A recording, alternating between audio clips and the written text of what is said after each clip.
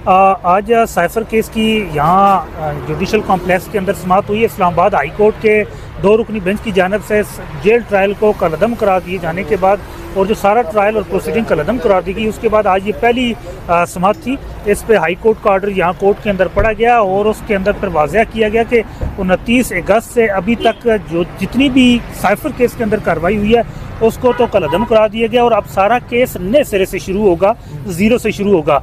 और इसमें मंगल को 28 नवंबर की तारीख मुकर्रर की गई है, जिसमें ट्रायल को दोबारा ज़ीरो से शुरू किया गया और खान साहब को समन किया गया कि उनको जेल से यहाँ पेश किया जाए और यहाँ अब केस नए सिरे से शुरू होगा और खान साहब उनको यहाँ पेश किया जाएगा, उनकी यहाँ हाज़िरी मार्क की जाएगी। हाज़िरी मार्क करने के बाद उनका बाकायदा उनको 7 दिन दिए जाएंगे कि उनको नकूल तकसीम की जाएंगी, फिर उसके बाद 7 दिन उनको फ़र्द जुर्म के लिए दिए जाएंगे, फिर उसके बाद शहादत शुरू की जाएगी। तो जो साइफर केस है वो अब दोबारा से यहाँ ज़ीरो से शुरू किया जा रहा है और अब खान साहब की यहाँ पेशी बहुत ज़रूरी है। क्या समझते हैं इसमें कितनी एक कामयाबी आप समझ रहे हैं पाकिस्तान तहरीक इंसाफ की कि फ़र्द जुर्म आयद हो चुका था, गवाहान 6 गवाहान तकरीबन बयानात भी कलमबंद हो चुके थे, अब सारा मामला रिवर्स हो गया।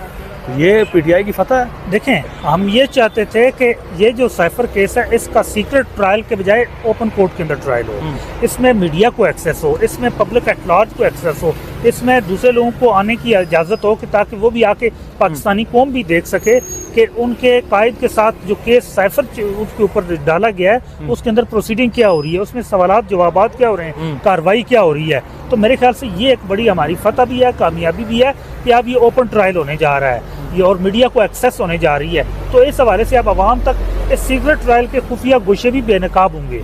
इस साइफर में ही गिरफ्तारी इमरान खान की गालिबन 29 या 30 को डाली गई थी अटक में जब खान साहब थे, तो अब मतलब कार्रवाई बिल्कुल स्टार्ट से ज़ीरो से दोबारा से कार्रवाई आगे बढ़ेगी। जी, इसमें ये हुआ था कि गिरफ्तारी 16 अगस्त को डाली गई थी, जबकि प्रोसीडिंग 29 अगस्त से शुरू हुई थी ट्रायल की। तो अब वो जो है 29 अगस्त से चलेगी। जब जहाँ तक गिरफ्तारी की बात है तो वो सुप्रीम कोर्ट में जमानत जा चुकी है, तो वो उसकी वहाँ कार्रवाई ज़ेर गौर है।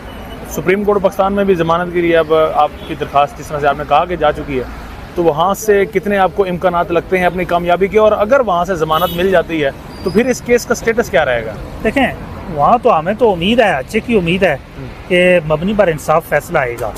वेल, जब वहाँ उसमें से इस साइफर केस के अंदर जमानत हो जाती है तो ट्रायल तो नॉर्मली रूटीन के मुताबिक कोर्ट के अंदर चलता रहेगा। और ट्रायल में अब आगे क्या प्रोसीडिंग्स आपको मुतवक्किल लग रही हैं? देखें, ये तो मेरे ख्याल से जिस तरह केस को चलाया गया, जिस तरह इसकी प्रोसीडिंग चलाएगी, इनको तो सबसे पहला दचकाई यही है कि वो पूरे का पूरा ट्रायल ही कलअदम करार दे दिया गया है और ये मेरे ख्याल से एक बड़ी फतह है, आइन की भी है, कानून की भी फतह है। और 2 रुकनी बेंच ने मबनी पर कानून जिस तरह फैसला दिया है, जिससे इस ट्रायल को दोबारा नए सिरे से शुरू करने का हुक्म दिया है, तो जितनी बेज़ाब्तियाँ की जा रही थी और जिस तरह हमारे बहुत सारे हकूक़ थे उनको सल्ब कर लिया गया था, तो वो इंशाल्लाह वो हकूक़ भी मिलने जा रहे हैं। अच्छा, ऐसे काफ़ी सारे हम मामला में देख रहे हैं, आप भी प्रैक्टिसिंग लॉयर हैं। चीफ जस्टिस साहब ने एक गिरफ्तारी खान साहब की उसको कानूनी करार दिया, वो बाद में गैर कानूनी ठहरी। अब चीफ साहब ने साइफर केस के वाले समात को कानूनी करार दिया, वो भी गैर कानूनी जो है कार्रवाई ठहरी।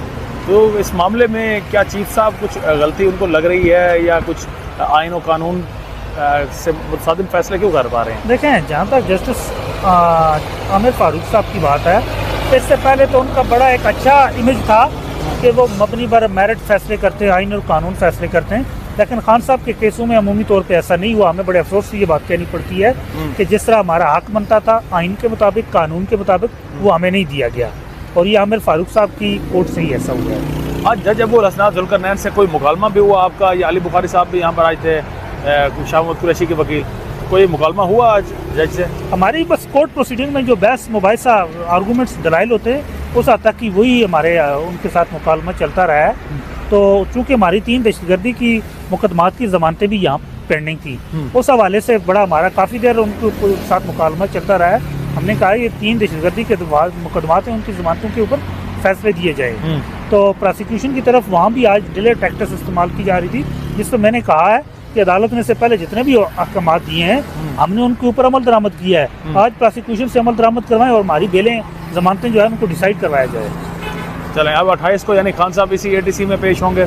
जी, अभी ऑर्डर तो आज यही किया गया है। अब देखना है कि जो इनकी बदनीति जो सरकारी अदारे हैं उनकी पहले से ही वाज़ेह है, लेकिन कानूनी तौर पे अब उनको 28 नवंबर को यहाँ पेश किया जाना चाहिए। पेश करें। चलें।